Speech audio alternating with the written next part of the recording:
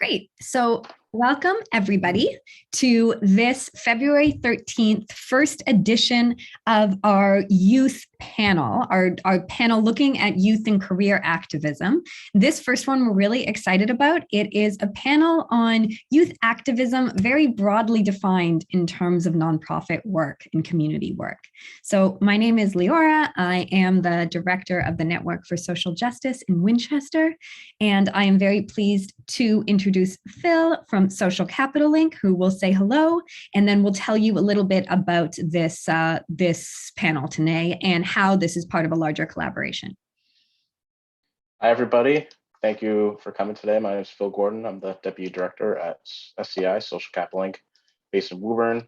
And we're extremely excited today to be partnering with the Network for Social Justice and having our panelists here today. I'll save the introductions for the panel, but we just want to also give a thanks to CHNA15 for providing the funds through Lahey Hospital Medical Center and Winchester Hospital. Great. So this collaboration, which is supported by CHNA, is part of a broader exploration of youth in suburban communities very generally, and specifically in Winchester and Woburn, and the connection between youth, mental health, and racism. We've been exploring this through a number of different initiatives over the last year or so, and we're going to continue to straight into the summer. This particular panel on youth activism, we are really excited to have 4 different individuals from different walks of sort of social life with us today. I'm going to let them introduce themselves. If it's okay for you all, I'm going to call on each one of you and we can kind of do it popcorn style and allow you to give just a little bit of intro before we jump into the questions. So I'm going to start with Sophie.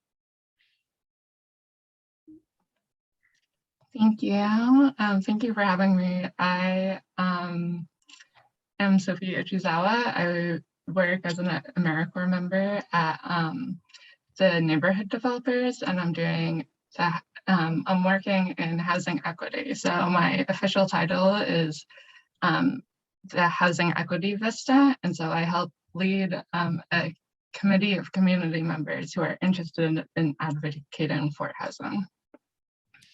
Great. Sophie, can you pass it on? Yeah. Sam? You might need to be more specific. We're lucky enough to have 2 Sams. Oh, sorry, I did not see that. Sam, Gerry. Sure. So my name's Sam Gerry. I'm from Woburn. Kind of more broadly, I'm in the space of mental health and suicide prevention activism. So graduate from Woburn High School in 2020. Really kind of started my career, for lack of a better term, in the space back in 2018 when I was a student at WMHS. And really since then, that's evolved into a nonprofit that I started with a buddy of mine from high school, Noah Dollywall, called Kick It for a Cause Incorporated, where what we do is raise funds for suicide prevention initiatives through our charity kickball tournament. And then we also do scholarships and are looking into a bunch of other projects as well. So that's been a ton of fun. And I will pass it over to the other Sam Wilson. Hey everyone, Sam Wilson, he, him pronouns.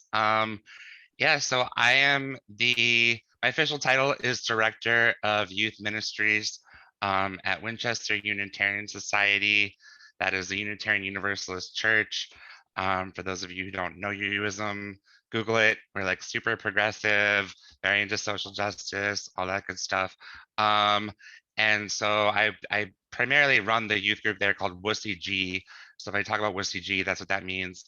And we are a youth group open. You don't have to be Unitarian Universalist or UU to join the group. We're just a very kind of well-known big group in town where high school students who are into social justice or service join our group. That's kind of what we're primarily focused on.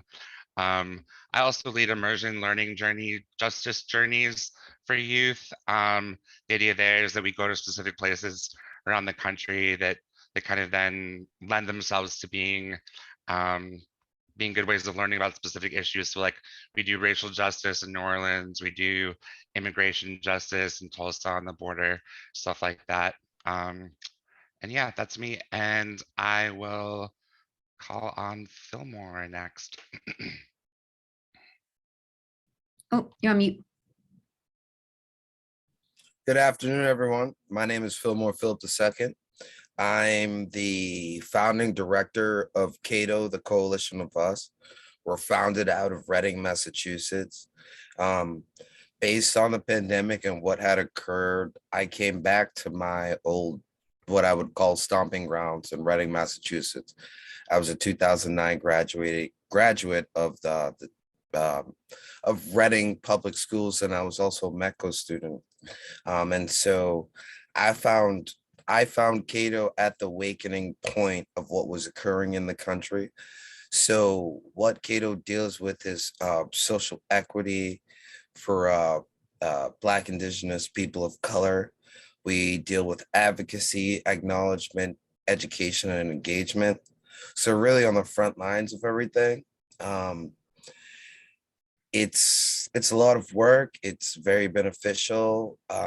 It sees its way through, and I'm really happy about what I'm doing. And thank you all for allowing me to be here. I appreciate it. So this gives you a little bit of a sense of who is on our panel this afternoon. I think kind of joining from that last sentiment, the idea of getting youth, of getting young adults interested in social and racial justice and careers and work and engagement, and how that engagement looks different across different sectors or for different people, how you've envisioned and created your career path. That's why we brought this together today. So I want to start off very generally, I think kind of jumping off from what Philmore shared with us.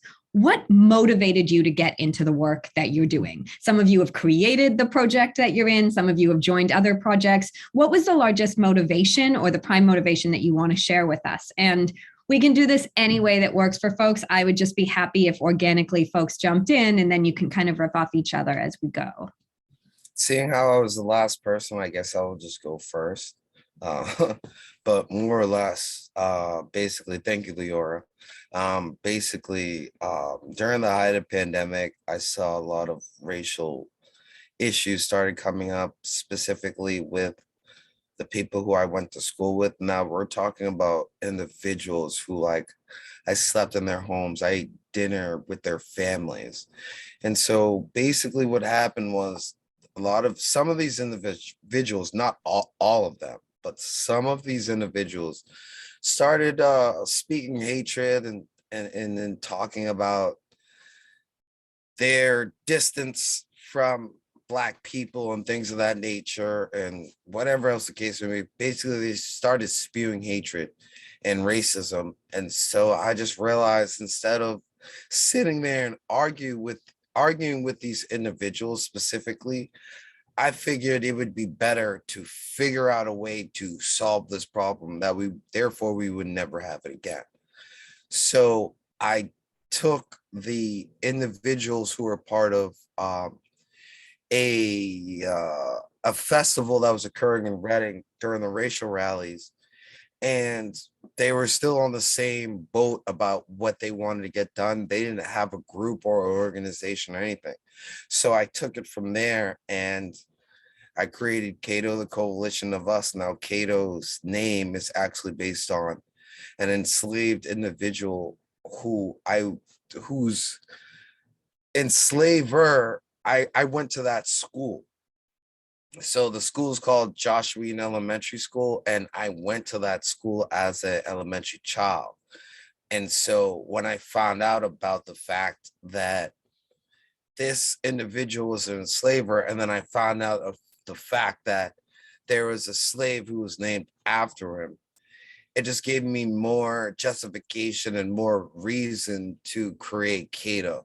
So ideally, the end goal is to change the name of the school and to do other things, like including Bill Russell, who was also a resident of Reading, Massachusetts, but sadly he got kicked out of Reading. When we get kicked out, just sort of the impact and the racism that was occurring in that era of time made him leave. So we have a lot of projects going on and things of that nature, but it's going really well. I am a change maker recipient, and I'm also a Black Excellence on the Hill Award recipient as well. So that's coming up soon. But thank you all for allowing me to share. Thank you. Yeah, I mean, I can go next. So I studied sociology in college, and studying sociology just made me really like understand the deep like inequities in our country, and how many issues there are in certain systems and certain institutions, and how everything is really connected. And so I think that learning about those things really made me passionate about advocating for human rights and social justice. Okay. I have questions about education as well and how that fits in, but let's keep going with the motivation question first. I can go next. So really for me, my kind of journey or kind of experience in the field began with my own mental health struggle. So really since that 2018 point that I mentioned, I kind of kickstarted my involvement with suicide prevention activism. I was pretty severely suicidal, and kind of recognizing it. Up until that point, I had never really received any education regarding psychological well-being or mental wellness. As well as psychopathology, so like depression, anxiety, and of course, obviously not, you know, suicide was almost like the S word as some sort of taboo. So that was really eye-opening for me. And then, unfortunately, as things kind of got worse, a couple of years later, I was placed into an outpatient facility in Allston, right near Boston University, and that was kind of that was when my aha moment when I recognized that this is something I want to pursue pretty heavily, and this is something I want to make a career out of, because I was pretty, admittedly, coming from a position of extreme privilege. I was really distraught by what I saw. So I think that taking from my own experiences has really motivated me to continue this work, and really inspires me maybe whenever I'm feeling a little burnt out, and kind of beat to the ground a bit, which definitely happens quite a bit when you're talking about such morbid and deep stuff. But yeah, it's really kind of revolved around my own experiences with, unfortunately, with mental illness and suicidality. Okay.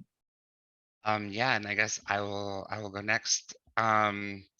So well, I guess I feel like first I need to just like shout out my mom, who was a social worker once upon a time. And I think that in London, actually, she's American, but she moved to London kind of back in the day. And I think that her work as a social worker just really kind of radicalized her. So I grew up having some kind of sense of justice issues, thanks in large part to her. But then I think the main thing that happened for me actually was high school. I was like a very much like a go-getter. I'm not type A at all these days, at least, but I feel like in high school, maybe I was, I don't know. I was like always trying to pursue those extracurriculars and get things for my, like, you know, for the resume and whatever. And so I just joined the Human Rights Club one day, honestly, like randomly. I was like, you know, I want to add some more clubs to my thing, whatever. I'll see what this is about. I had no idea what human rights were at the time, mind you. And for whatever reason, so I went to that club that day and it just like clicked. And I was like, wow, this is interesting. And then sort of slowly but surely, I found myself um, like on Amnesty International's website, on Human Rights Watch. I was just doing more of my own kind of, that was my homework. I didn't actually do my real homework. I was like studying all these different issues. I was looking at blood diamonds. I was looking at child soldiers. I was just, my mind was blown by all these things going on in this world that I had no idea could possibly be happening, especially the things I think where child exploitation was involved. As a literal child myself, it was just so like, whoa, I can't even believe people my age are kind of going through this. So that was, I think, my original thing.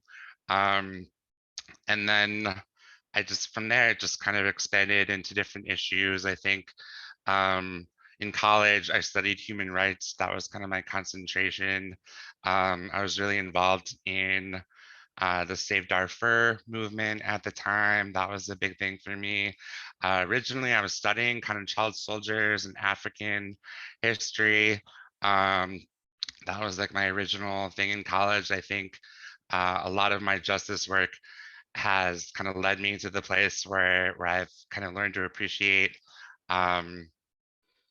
where people can be most effective kind of in their own communities and things like that. So I think there's like a quote that came to mind actually thinking of this question. I don't remember who said it or the exact quote, but it's something about like kind of your calling is where your deep gladness meets the world's deep hunger. And I think that really resonates with me. And I would add kind of a third thing, like your gladness, the world's deep hunger, and then like what you're good at too. And so I feel like I love working with youth.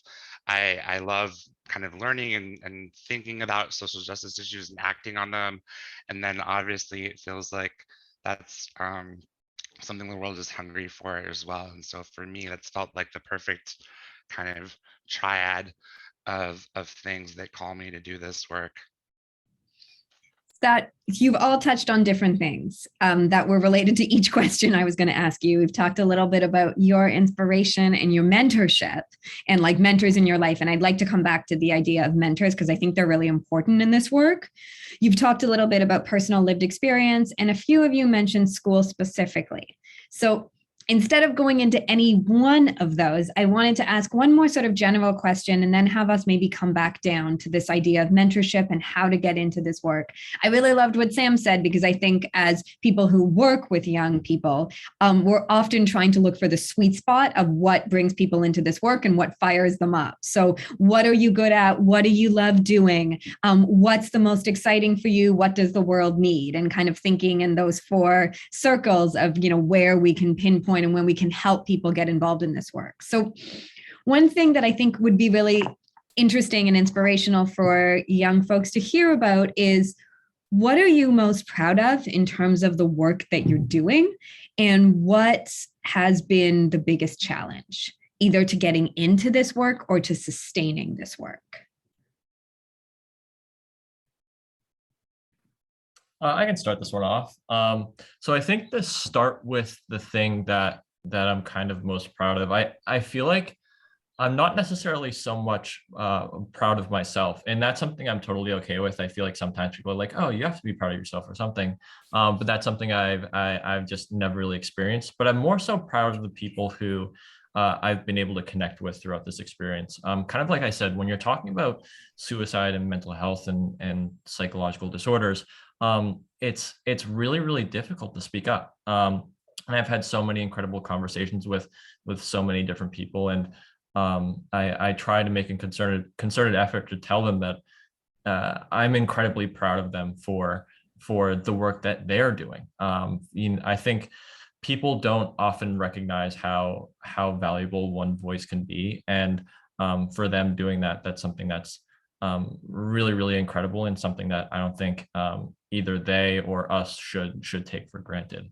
As far as the biggest challenge goes, I think there are smaller and larger challenges. I think more on like a day-to-day basis, keeping up with running a nonprofit and being in school is definitely tough, along with some other little things. Another thing I alluded to before is definitely burnout, which is kind of cliche in a sense, but that's something I've struggled with quite a lot. And I don't necessarily feel it's because I'm dealing with things like suicide and that's wearing me down. That's actually something that really motivates me to keep working. I think one specific example was we held our big kickball tournament last year in June. And for like months after that, I just could not focus on the activism and on the work. So I think that's something that's really, really challenging. And kind of to that point is, even though I'm so heavily involved with this work, I'm still very much struggling myself. Not saying like right now or anything, but a lot of people don't recognize that mental illness is one of those things that for some people it ebbs and flows. So yeah, I'd say more generally those are the few things that have been tricky, at least for myself. Okay.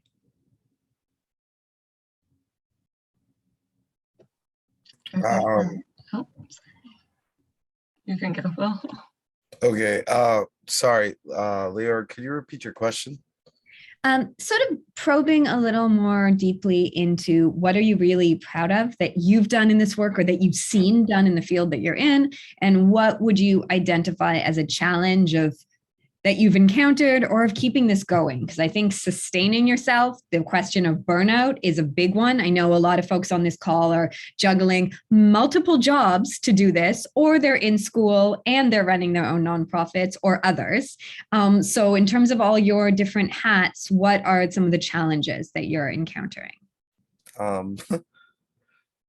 Respectfully, probably the biggest challenge I'm dealing with is dealing with white people. I'm a Black male. I grew up in Reading. I went to school. I was a MECO student in Reading.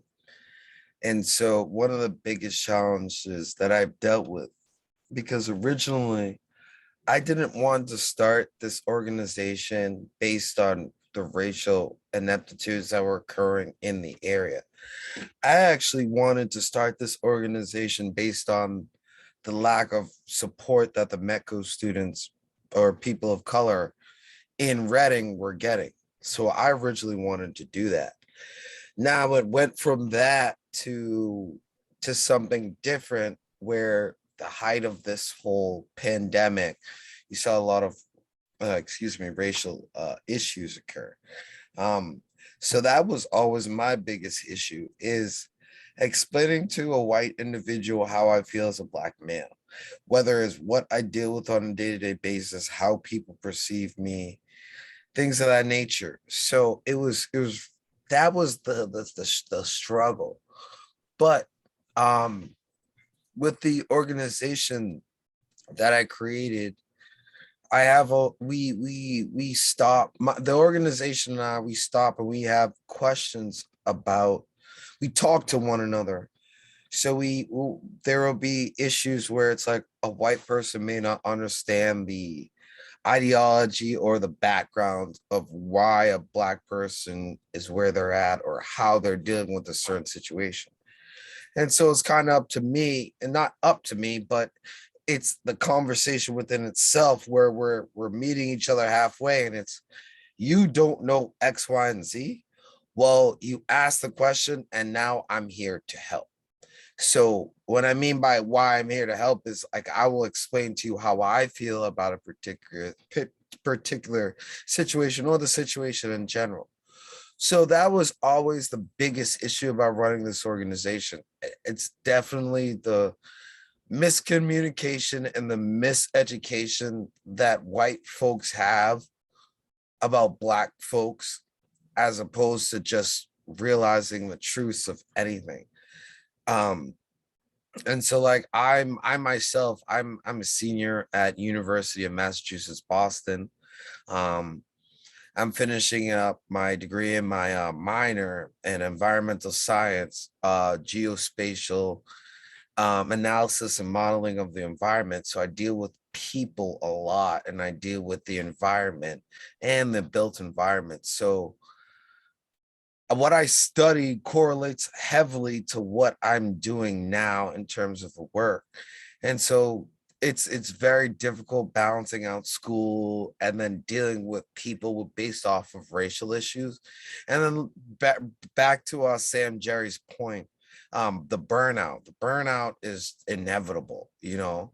And so you have to sort of program yourself to figure out what you can do given the time that you're given.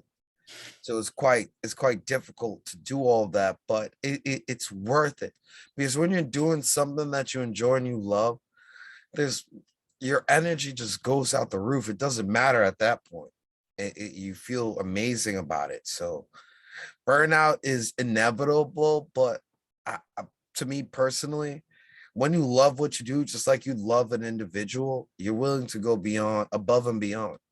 Granted that it's Valentine's Day coming up, but and I don't have a Valentine, but just in general, just loving someone and loving what you're doing and then putting your energy into it, no such thing as burnout at that point. But there is certain things as burnout, to bring back to Sam's point. Thank you. Yeah, that was great.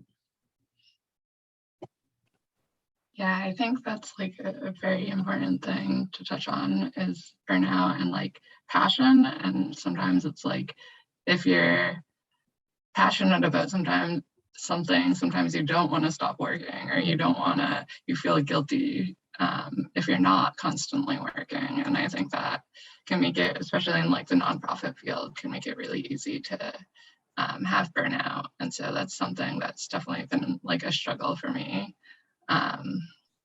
And especially like with the pandemic and everything and working virtually, it can be hard because you're not constantly like connected to people.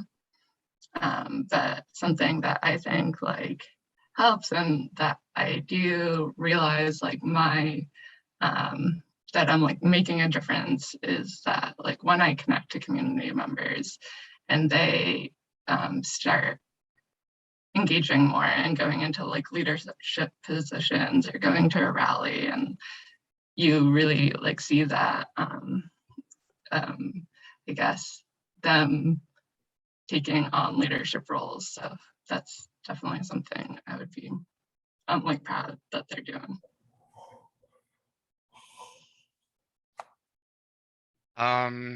Yeah, I mean, I think in turn, yeah, I mean, I totally agree that I know that we were sent some of the questions in advance, and one of the questions was kind of like what something about kind of like what would you tell youth who are doing this work or something like that. And kind of my point really, or the thing that I thought about anyway, was ways to avoid burnout. I think it's totally real in this kind of work. And for me, what I've found, at least kind of as a person of faith, we refer to them as spiritual practices. That's honestly semantics. Anyone can do spiritual practices. You don't consider yourself spiritual, that's fine. But so like for me, that includes like fairly simple things, but doing them with intentionality and doing them kind of with the intentional point of finding joy or finding renewal. So like I love swimming, I love being in the ocean. I love just like for me, like the biggest kind of spiritual practice or like renewal for me is in the summertime in this area, when I can just like go out to the ocean and like lay on my back and just like chill. That's the time I'm most close to, I don't necessarily believe in God, but like most close like to the divine or whatever you want to call it, you know, like that is what really heals me. And also singing, I don't know why, but like I just love singing, and when I sing, that feels like a sense of renewal. But I think the intentionality is a key piece too. Like cooking is another thing. Sometimes cooking is a chore, but if you kind of if you're intentional about like noticing as you're chopping the carrots, like the ways that the center like radiates outward, and you think about like the work that went into just making this carrot, and like that's its own food justice thing. But yeah, it's just like being intentional about thinking and appreciating. That's a way for me that I do these spiritual practices, again, call it whatever you want to, that I think really helps ground me and allow me to feel like I can actually stop for a moment. I think in this current world, there's so much going on, right? But if you can find something that allows you to just like let that stop for a second and just focus and be intentional about appreciating, and that's really important. I also just wanted to say, like, I totally appreciate what Philmore said. Um, you know, let's like gonna lean into this discomfort here. Obviously, I'm a white person, right? And I know my congregation is filled with like MLK quote, right? Like well-meaning white liberals are often the biggest problems in terms of this stuff. And so I just kind of wanted to name that reality that for me exists, at least in our congregation, that I have lots of predominantly older white folks that are that are super liberal. You know, the women maybe burned their bras in the 60s, they're feminists, they're down, whatever. And it's they have a hard time, I think, catching up to the reality the nuances of things like Black Lives Matter. Certainly, I mean, I'm not saying that I know all of it either, obviously, as a white person, but I just wanted to name that I think one of the things that I'm really proud of or appreciate about our youth these days is that I think that they are doing a little bit more, a little bit faster, maybe thanks to the internet, maybe thanks to culture, maybe thanks to, I don't know, whatever, but they can talk circles around our older congregants in terms of what Black Lives Matter really means. Similarly, they can talk circles around them in terms of, you know, just defining things like cisgender. And so all these justice issues, that's just something that I appreciate the way in which white liberals can get in the way of these things despite their best intentions. And I feel hope at youth who seem to be doing a bit of a better job anyway of some of those ways that older folks have kind of misstepped, I guess. So that's something that gives me hope as well as a sign of struggle, I guess. Sam, you're always invited to the cookout. Just know that. Thank you. Well, I actually wanted to pause here for a minute on what Sam and Philmore were saying. I want to go into mentorship for a minute because I think mentorship is really important.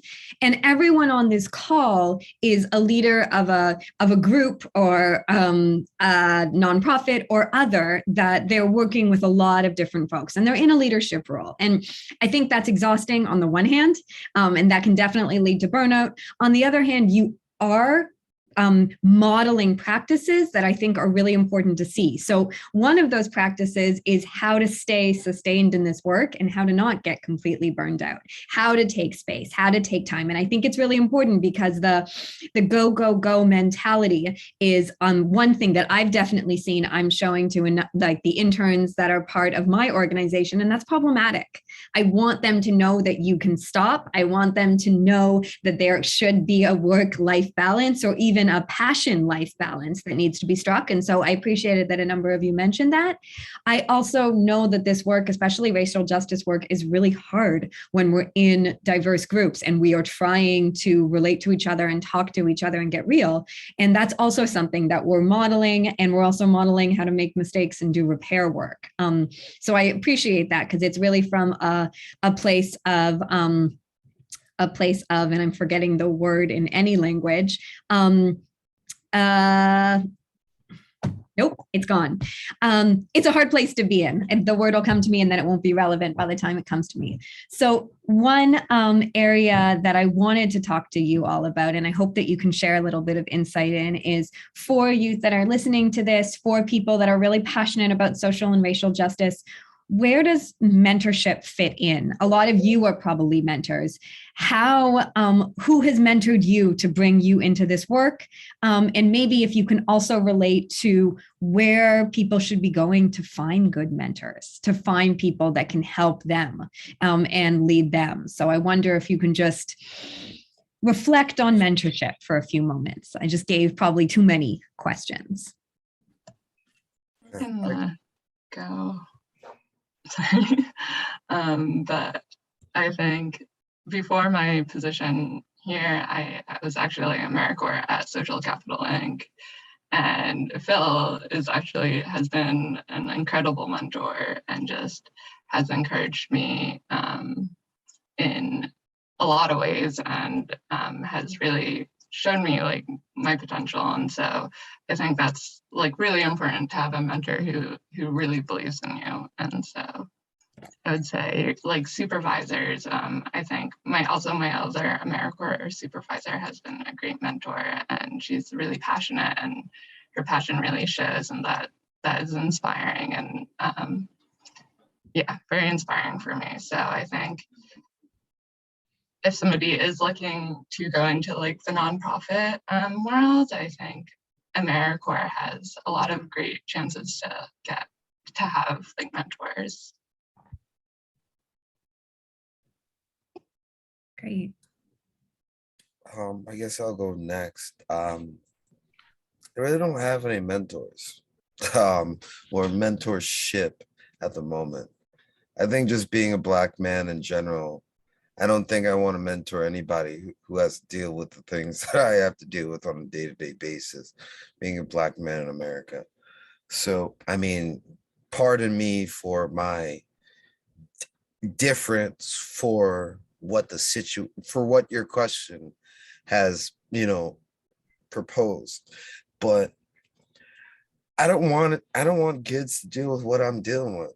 I rather a different society, or rather a different future. Mentoring somebody is just me putting band-aids on all their wounds based on the work in which I'm doing. And some of you all may feel the same exact way, but me mentoring someone is me putting band-aids and healing their wounds. Being Black man in America, being in this area of where you deal with a lot. So I guess I'm not a doctor at the end of the day, so I can't stitch and heal these wounds. The only thing I could do is try to build a better tomorrow than what we're dealing with presently at the moment. So mentor wise, I don't want to be. It's like it's not that I'm unwilling to take up someone else's wounds, but each and every Black individual or person of color has their own wounds to deal with. What I can do is try to provide a better foundation or a better future for you individually. And so I kind of stand by that. I know there are a lot of high school students and things like that who deal with a lot of issues. And so personally, like, even when I was speaking with Liora the other day, I told her, like, I told her, I was like, I'm not really this hoorah and hoopla guy who takes the awards that are given to me and wants to push them out in the world. It's like, to me, that's obsolete. It means absolutely nothing to me to receive an award, but yet nothing has changed. That's like Matt Ryan in the Super Bowl winning Super Bowl MVP, but you still lost the damn game. So what did you really win? You won recognition for being in your position, but did you really win when it mattered? The end game, the game in general. No, you got spanked by Tom Brady and the Patriots.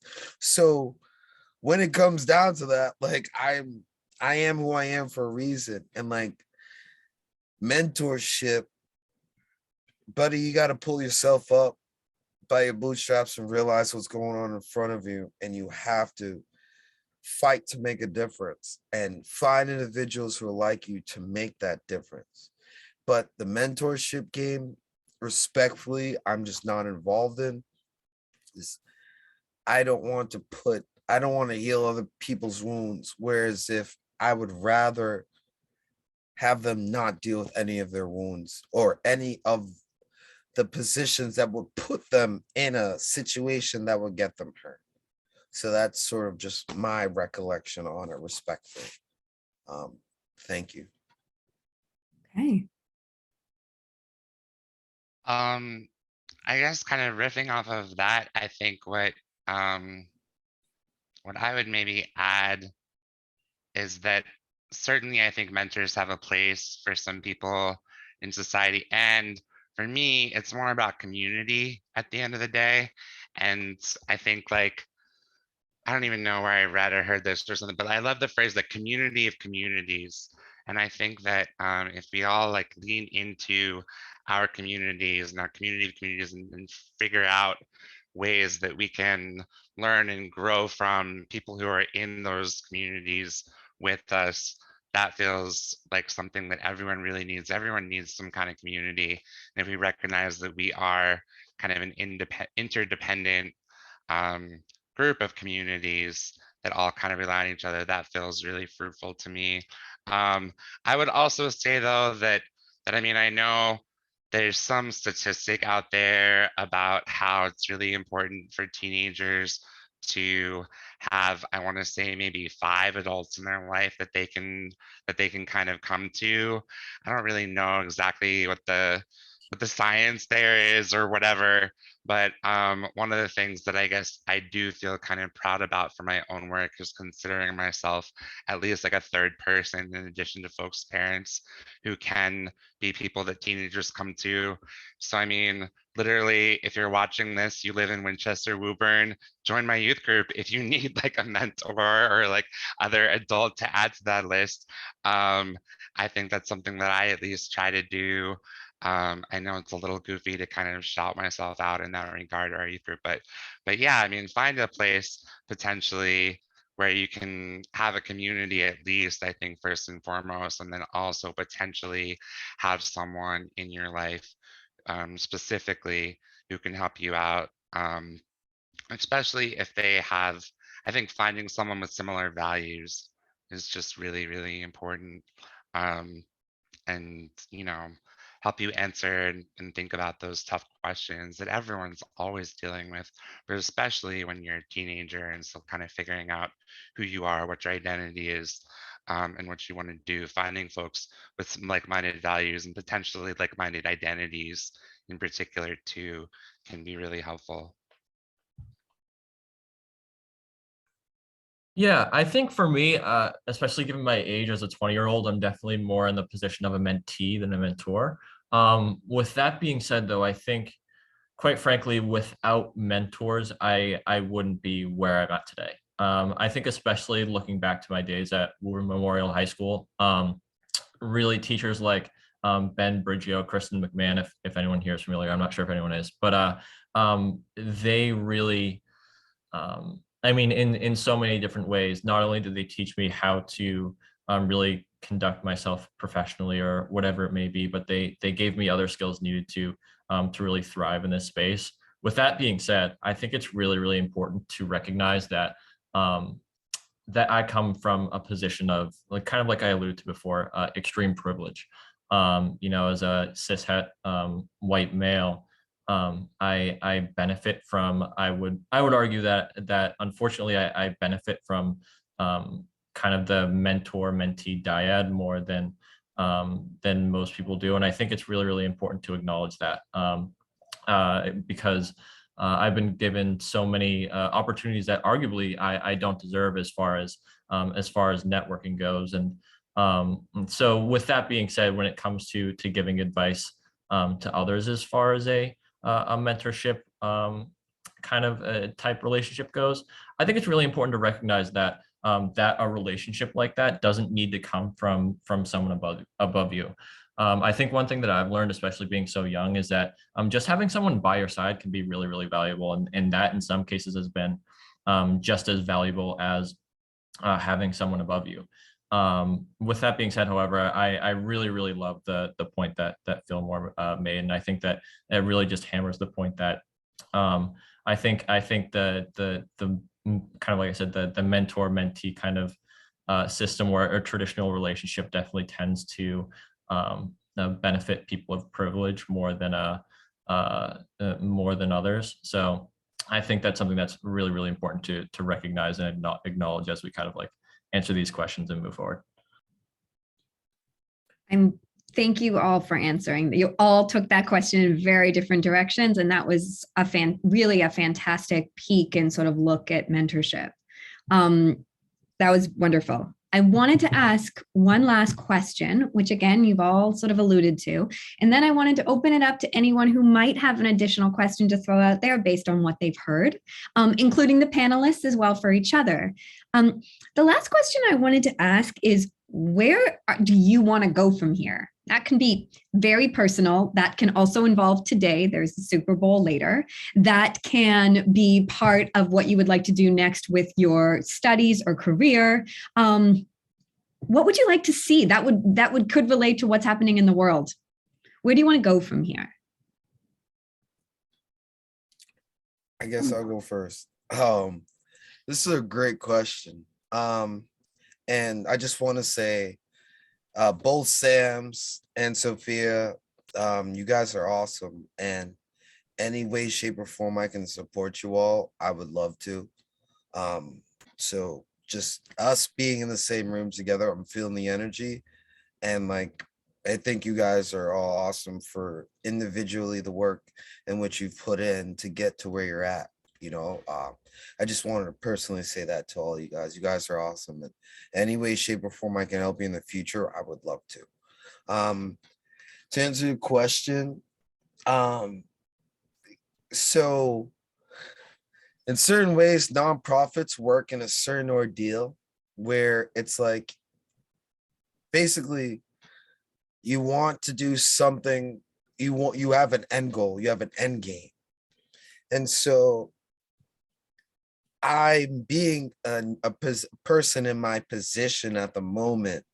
The end game is to change the racial inequities in the areas, the neighboring areas, setting an example. So for the work in which I'm doing, between me and you guys, I'm working on changing the name of the school who's named after an enslaver. I'm working on changing the name of a field house to the name of Bill Russell. I'm working on proper fair housing in Reading. I'm working on the Black voices, or the just voices, that the social voices that are quieted for whatever reason to feed someone else's pockets or gain. So do I want to be in CATO for 50 years? No, because there are goals that are involved in what I'm doing.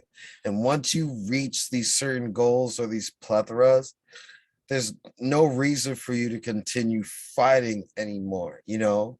So for me, I have goals in which I want to get accomplished through this organization, and I want things to be fixed. And then I'm moving on with my life, you know? And it can sound weird to a lot of people, but you have to set goals, you have to set boundaries, you have to set parameters. And once you attain them, it's sort of different for you after that point. And so that's how I know myself, and that's why I know what I want to get done, is accomplishing goals in this racial, social equity of work in general. So I hope that answers the question, but I personally see like an end goal in sight because of the fact that I'm an environmental scientist. So when I talk to people, this probably doesn't work out for my relationships at all either. But when you tell me that there's an issue, I recognize the issue right there. Just put it right there. This is the issue. Now, how do we solve it? 1, 2, 3, 4, 5. Do we do this? Do we do that? Do we do this? If this doesn't work out, we scrap it. If this works out, we start working. Okay, it's not working out. Take that, throw it out. We take problems and we find solutions for them. And it's like a math problem. You find the solution, you find the answer, and then you move on to the next thing. And that's my goal, and that's how I envision doing this stuff. Now, granted, it's been over 400 years of trying to do the same work that I'm doing, but is it worth it? Yes, every point of it. But that's the best way I can put it, is that I personally see an end goal in what I'm doing. I'm not going to keep fighting for racial injustice, because after a certain point, other people have to speak up, step up, and recognize the difference. Like a pothole on 93. You know, after a certain exit, there's this pothole coming up. Are you going to keep driving over it, or are you going to move around it to avoid it? So which one do you pick? That's just my take, but thank you. Yeah, I think one point that I really like that you made, Philmore, was the point that I'm not really married to my current nonprofit, Kick It. It's a small part of this process. It's a small part of who I am in the space of activism, but it's not all that I am. And I think that's something that's really important for me to make sure I'm always reminding myself and to really keep things in a perspective. Of course, I want the organization to do well and I want it to thrive. But at the end of the day, the most important thing is the cause, and that's suicide prevention. Kind of on that note, As far as where, I guess there are two different ways I can go with this. I think more on the abstract level as far as where I want to see the cause go. One thing that's really promising to me is the fact that suicide is kind of moving away from the primarily clinical lens that people see it through, mostly in the case of mental illness, which is really, really promising. And now people are, or at least researchers and now kind of activists are kind of taking on the same viewpoint, really looking at it from a social justice lens. So for example, how systemic racism really impacts suicide risk in individuals, things like that, and how our communities shape the thoughts and feelings that we have. So that's something that's really promising for me as far as myself individually. I'm really, really excited to continue studying this at school in psychology. After undergrad, I plan on going to a PhD program and then hopefully studying kind of the field of suicidology as a whole. So that's something I'm really, really excited for. But yeah, thank you so much again for everything you guys are doing for your work, kind of like Philmore said. And I'm beyond happy to support either one of you, however I possibly can.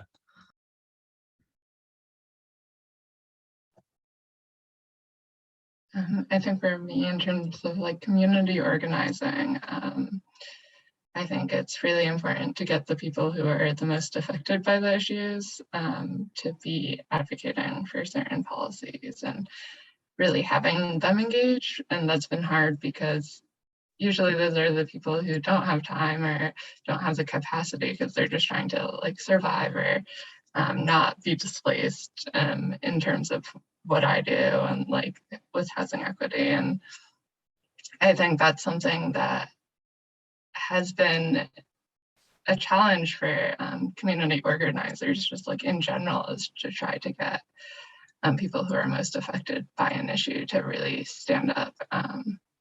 And so that, I guess, that's where I want to see like community organizing move forward. Personally, I really don't know, honestly, what I want to do. And that's something that I'm still trying to figure out. So I think that's something we're all trying to figure out, Sophie. For sure. Also, I just want to echo the gratitude. It's been great to be here and meet all of you. And I appreciate the opportunity. Thank you. And I guess for me, I mean, I think I want to remind myself, what I hope for myself, I guess, is to remember to keep learning. I think it's a journey that we're all on in terms of really kind of understanding these issues. There is no like, oh, I got it now, like I think it's continually us learning and moving forward and, working in some way or another to bend that arc toward justice, right? That moral arc toward justice, that big MLK quote. I imagine, I don't know why I keep saying quotes today, but I imagine you're all familiar with the MLK quote, like the arc of the moral universe is long, but it bends toward justice. So I think, any little piece that each of us can do does that. So I think, yeah, continuing to learn and be a learner, not just a teacher. I think my hope for myself too is to try to remain less desensitized to traumatic events. And that's like a thing that like, for especially for teens these days, there's so much going on in this world. Like the past few years just themselves, I think, have made it really easy to become desensitized and to think it's normal when someone shoots up a school or when another Black person is killed for no reason. And it's not okay. It's not normal. Like we need to not become used to that at all. So that's something I certainly hope for myself. And I guess the last thing I'll say is just that I recently learned this term from some like leadership guru or something called islands of sanity, which I'm really appreciating, which is that kind of like, if you can maintain your own island of sanity in the midst of like all the insanity potentially, recognizing the interdependence of things. And so like, if you can make your own little place good, like things are related, things are connected, that's going to expand, right? Like we can't change the world, we can't save the world, but we can change our island. We can stay okay in the center where we are, right? That's all we can really do. So that's really helped me to kind of be like, all right, like what's my island of sanity? What can I affect? And like know that that will actually then hopefully radiate, or not just hopefully, it will radiate outward toward the rest of the world. So that's something I continue to kind of remind myself and wish for everyone. I'd sort of like to end on Sam's note, like just let that echo towards the end of this hour. I did want to mention, Philip put this in the chat, we are going to have another one March 13th, our second of 3 panels. So this was focused on youth activism, very broadly defined. We're going to have another on nonprofit work, March 13th, and then we will have another panel in April. I don't have the exact date, and that is going to be on sort of a town or government facing jobs. So working in town government or working in libraries or institutions that are directly community facing. And we will have more details on that as we go along. I wanted to thank everyone who joined us for a really, really interesting conversation this afternoon. And we will be in touch further as we continue to develop some of this work, but thank you so much for being with us. Thank you all. That was a great panel.